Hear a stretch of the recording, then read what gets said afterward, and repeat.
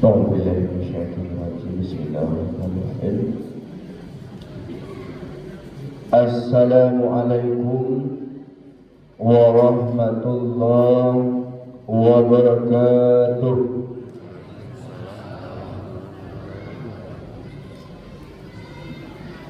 Alhamdulillah Alhamdulillahillazi ahyana ba'dama amatana wa ilaihin nusyur. Ashhadu an la ilaha illallah wahdahu la syarika lahu wa ashhadu anna Muhammadan abduhu wa rasuluh. Rabbi shrah li sadri wa yassir li amri wahlul 'uqdatam min lisani yafqahu qawli. Yang sama-sama kita hormati Bapak pengurus masjid kita beserta seluruh jajarannya yang hadir pada pagi hari ini. Seterusnya yang saya hormati bapak-bapak, ibu-ibu, para pemuda dan pemudi, santriwan dan santriwati, umumnya kaum muslimin dan kaum muslimat sidang jamaah salat subuh yang dirahmati oleh Allah Subhanahu wa taala. Puji syukur alhamdulillah pada pagi hari ini marilah terlebih dahulu kita sampaikan kepada Allah Subhanahu wa taala yang mana pada pagi hari ini alhamdulillah berkat rahmat yang telah Allah berikan kepada kita semua, sehingga pada pagi yang luar biasa ini kita masih dapat melangkahkan kaki dan mengayunkan tangan dari rumah kita masing-masing menuju masjid yang sangat kita cintai ini dalam rangka berubudiyah kepada Allah Subhanahu wa taala, yakni pelaksanaan salat subuh. Tentunya kita bermohon dan berharap kepada Allah Subhanahu wa taala agar segala amal ibadah kita tersebut mudah-mudahan Allah terima dan Allah lipat gandakan hendaknya. Amin amin ya rabbal alamin. Selanjutnya selawat dan salam tidak lupa dan bosan-bosannya selalu kita kirimkan buat arwah junjungan Nabi besar kita, yakni Nabi besar Muhammad sallallahu alaihi wasallam. Allahumma salli ala Muhammad wa ala alihi Muhammad. Bapak-bapak, ibu-ibu, jelang semua subuh yang dirahmati oleh Allah Subhanahu wa taala. Baiklah, pada kesempatan yang luar biasa ini, pembahasan tausiah subuh kita pada kesempatan kali ini adalah dengan judul orang-orang yang muhsinin. Bapak-bapak, ibu-ibu sedang jemaah subuh yang berbahagia. Muhsinin itu berasal dari kata ahsana yuhsinu ihsan muhsinat atau muhsinin, yang mana artinya adalah orang-orang yang berbuat baik dan berbuat lebih baik lagi.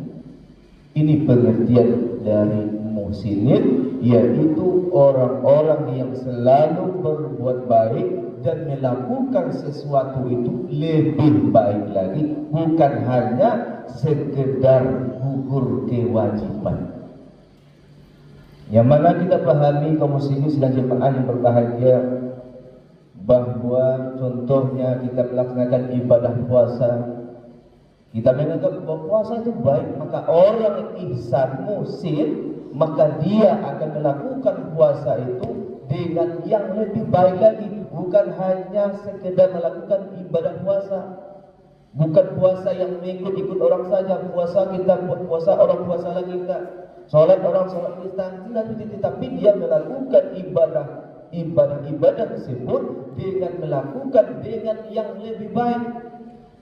Kenapa kaum muslimin sedang jemaah yang berbahagia? Karena Rasulullah SAW yang dikatakan muhsin atau ihsan itu adalah sebagaimana Rasulullah an Amru Umar bin Khattab radhiyallahu anhu qala Rasulullah sallallahu alaihi wasallam al-ihsanu an ta'budallaha ka'annaka tarahu fa illam takun tarahu fa innahu yaraka. Hadis riwayat Muslim.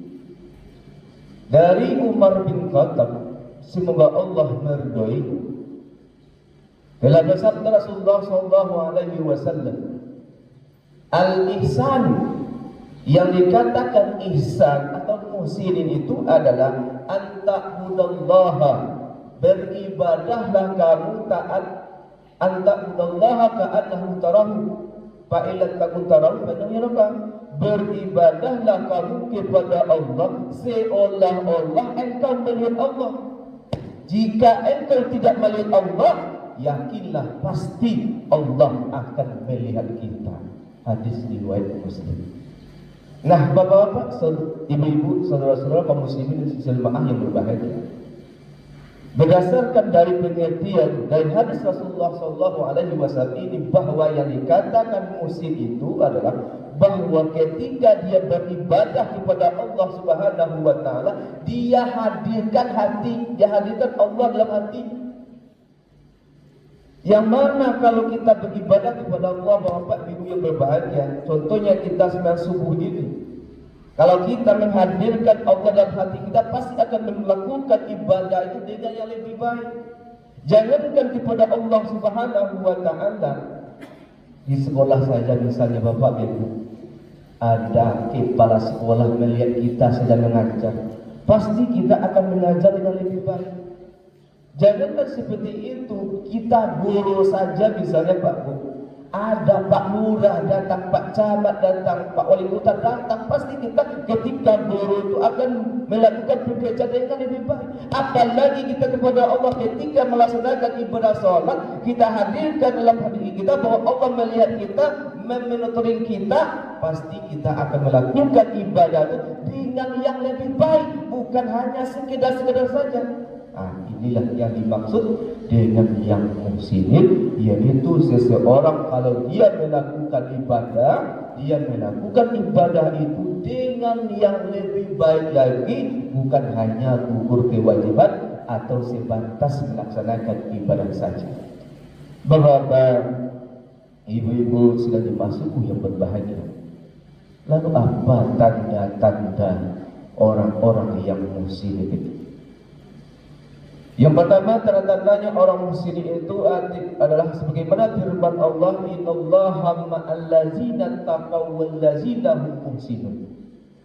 Sesungguhnya Allah bersama orang-orang yang bertakwa dan orang-orang yang muhsin.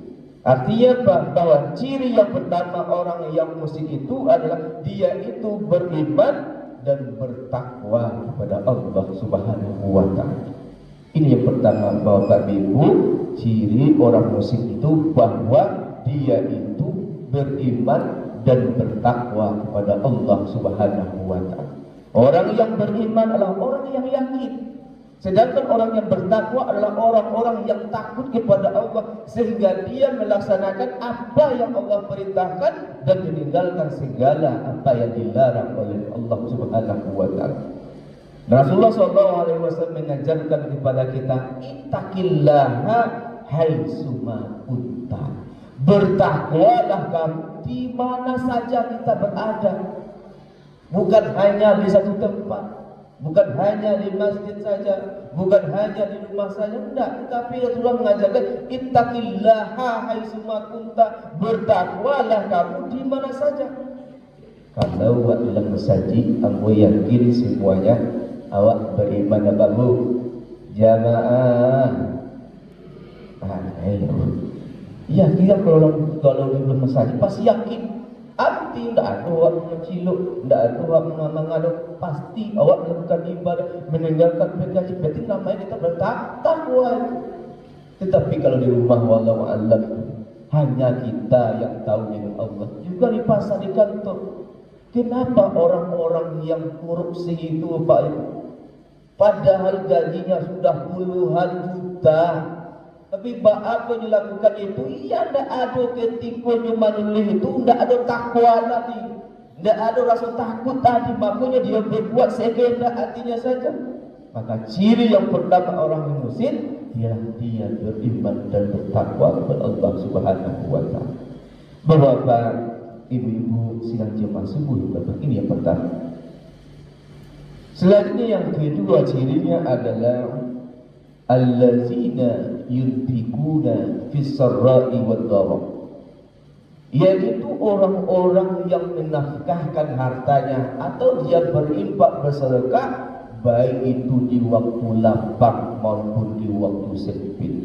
Ini yang kedua Bapak Ibu, ciri-cirinya yaitu bahwa seseorang itu yang dikatakan muslim itu, dia itu berinfak dan bersedekah, memberikan bantuan pertolongan sama orang lain, tidak menunggu kaya dulu.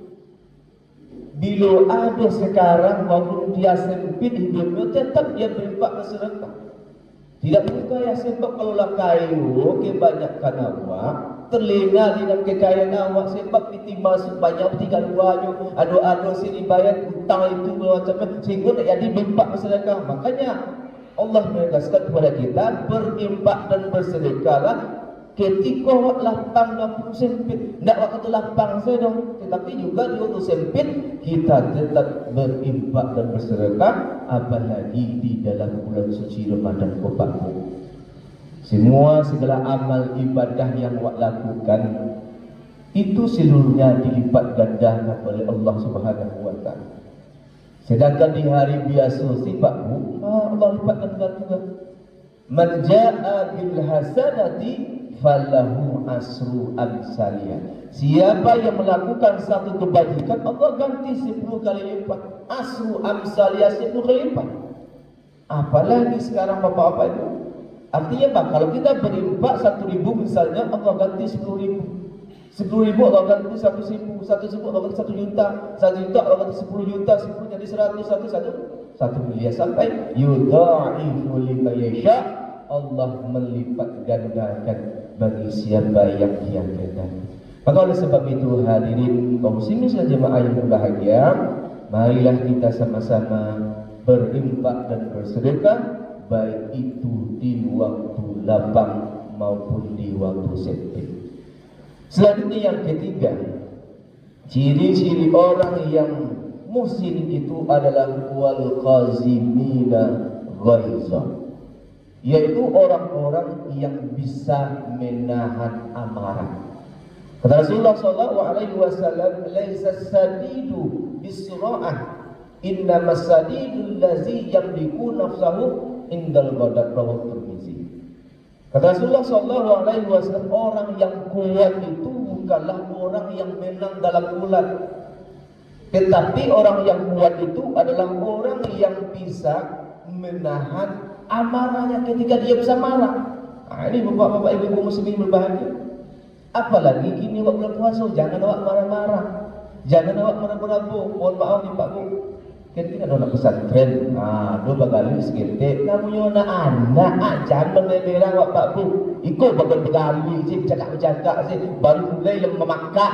Tak boleh, itu namanya marah. Kalau marah, apalagi muslimat, itu akan mengurangi amal ibadah puasa awak. Ini yang ketiga, orang yang bisa marah sebenarnya, tetapi tahan karena dia sadar bahwa marah ini merupakan salah satu ciri orang yang muslim, dan juga dia menyadari bahwa bisa mengurangi amal, apalagi berkelahi, apalagi diiri dengki segala macamnya. Ini akan lebih mengurangi segala amal ibadah kita. Maka oleh sebab itu, marilah kita jaga amarah kita, walaupun bisa marah, tapi harus kita tahan, jangan sampai marah kita berapi-api sehingga akan terjadilah sesuatu yang tidak kita inginkan nantinya. Maka oleh sebab itu Bapak Ibu, ciri yang ketiga orang yang muslim itu adalah orang yang bisa menjaga amarah. Selanjutnya yang keempat, bapak-bapak, ibu dan jemaah sungguh yang berbahagia, wal afina 'anil nas, yaitu orang-orang yang memaafkan manusia. Oh ya bapak jemaah, orang yang bisa memaafkan dan dimaafkan. Wa'fu wasfahu, maafkanlah dan memaafkanlah. Jangan menahan ego awak masing-masing. Apalagi kini awak sedang puasa Ramadan, Pak Bu. Kamu tanya Pak Bu, ketika awak puasa batang lewat saling maaf memaafkan Pak Bu. Jamaah, oh jamaah, alhamdulillah, bagi yang lain saling maaf memaafkan, alhamdulillah. Kalau tidak Pak Bu, bukan tidak diterima amal ibadah awak, tetapi Allah tangguhkan dulu. Kapan Allah terima? Kalau kaduyolah selesai. Tetapi kalau belum selesai, jangankan sebulan, bertahun-tahun, 3 hari Pak Bu, awak aduh berselisih gara-gara anak bercakap atau ba'a. Awak lah satu loh, berang-berang waktu itu sebulan 3 bulan bahkan bertahun-tahun dah tengok sepuluh. Awak ibadah puasa penuh, baca Al-Quran lengkap semacamnya, naik haji itu tahun umrah 3 bulan, tetapi awak nak tegur sapu dengan tetangga awak, apalagi dengan kedua orang tua awak, la yadkhulul jannah khatimur rai, tidak masuk surga orang yang memutuskan silaturahmi. Itu memutuskan silaturahmi nama itu. Nak tengok sapu tu, apa masalahnya? Awak tak salah tu Ustaz, tu salah. Mak awak tak maaf benda dia. Nyo ketik dia pun masa mu tak maaf benda. Ini masih menahan ego kita namanya. Kita tu harus memaaf. Siapa yang terbaik antara orang ini adalah orang yang pertama meminta maaf. Kalau kita sudah minta maaf, nyatanya dia tidak mau memaafkan, menganggap kita menyerang dia dan kalau bahaya misalnya, itu urusan dia lagi kepada Allah Subhanahu wa taala. Yang kita adalah berusaha meminta maaf, karena ini merupakan menyangkut amal ibadah kita. Kalau ingin ibadah kita diterima oleh Allah, tidak ditangguhkan, apalagi tidak diterima sama sekali oleh Allah, maka saling maaf memaafkanlah kita. Yaitu Pak Bu, lain maaf Pak Bu dengan adik kita, dengan kakak kita, orang tua kita, tetangga dekat kita, tetangga jauh kita, harus kita saling memaafkan. Tak bisa awak datang ke rumah, awak telefon gay, awak SMS gay, kan banyak WA segala macam begini. Itu zaman sekarang. Ikulah dong, itu tidak pembunuhan ini, sanang saya mati sila apa jadi main, tak boleh. Berarti kita masih menahan ego kita. Bapak-bapak, ibu sekalian jemaah yang berbahagia. Selanjutnya yang terakhir, ciri-ciri orang yang muhsin itu adalah dia beribadah kepada Allah konsekuen. Ada yang mengatakan continue, artinya bah dia itu beribadah secara terus-menerus, tidak dibatasi waktu, tidak hanya di bulan puasa Pak, tetapi dia selalu beribadah kapan saja, dia pokoknya ada waktu dia lakukan. Ini bapak ibu dia konsekuen terus beribadah, istiqamah. Sekali dia beribadah seumur-umur dia selalu beribadah terus. Tidak ada persoalannya, dia tetap ibadah kepada Allah Subhanahu wa taala. Ini bapak ini kamu bertanya Pak, sembahyang tarawih adohnya di bulan puasa atau adoh di bulan puasa Pak Bu? Bagaimana Pak Bu? Adoh hanya khusus di bulan puasa. Di selain adoh tak ada lagi. Pertanyaan kedua, apakah sholat witir aduh hanya di bulan puasa atau aduh di luar bulan puasa Pak Bu? Aduh di luar puasa, tapi kenyataannya wak cali Pak Bu. Cuba koreksi diri wak masing-masing. Aduh juga sembahyang witir sesudah puasa Ramadan kau. Jujur jawabannya dengan sendiri. Salam monggo. Yang mana yang banyak yang tidak, yang menganggap bahwa witir kau hanya dikhusus di bulan Ramadan. Enggak. Tapi adalah pun yang namanya witir, aduh tiap hari. Jatuhnya itulah kau yang sampaikan ini Bapak Ibu, dan Allah itu kan ganjil, suka yang ganjil. Maka hendaknya kita witir itu tiap hari. Tak mesti awak kalau witir tu Ustaz, malah ada sembahyang lain. kan ada juga itu. Ini berarti kita tak konsekuen. Artinya perintah konsekuen itu walaupun kita sedikit melakukan, tapi kita lakukan terus menerus. Kalaulah biasa di bulan Ramadan kau buat witir, awak lakukan di luar Ramadan witir itu. Buat caranya. Awak ada tarawih Ustaz. Caranya habis sembahyang Isya, lanjut sembahyang sunat 2 rakaat, langsung 3 atau 21 boleh, tak salah awak. Ini ada bulan dasar sembahyang langsung 3 Ustaz. Atau ada yang mengatakan harus 21 Ustaz. Ini kedua-duanya diperbolehkan, boleh awak langsung 3. Atau awak dulu salam ke masjid lain, terserah awak. Ini yang belum biasakan lagi, yang mana awak dah biasa melakukan ibadah di bulan Ramadan witir, adanya Ramadan harusnya. Dan juga termasuk amalan yang lain, amalan sunnah-sunnah lain. Sebab kata Rasulullah sallallahu alaihi wasallam, "Inna ahabbu amalu ilallah adawatuha wa inqala."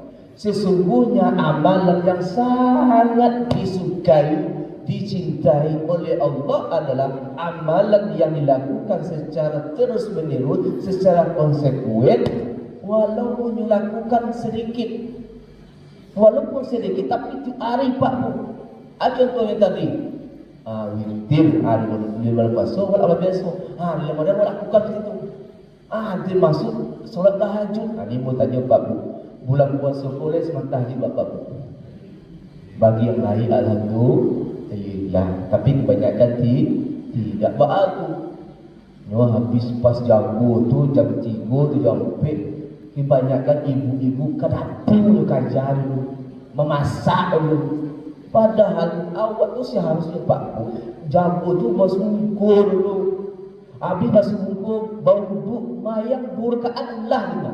Tak perlu banyak-banyak mana nampak. Tapi aku mau cari bapak-bapak umumnya lain. Tapi kalau ibu ada cicit, kebanyakan baru jago langsung kelak-kelakak kumpul dia. Tak rahat juga. Pada Rasulullah hendaknya kita harus usahakan awak telah jago juga bapak. Jangan makan langsung dia kajian. Jangan sahur langsung. Diusahakan awak awisi duduk, awak sembahyang 2 rakaat. Setelah itu ialah 2 rakaat.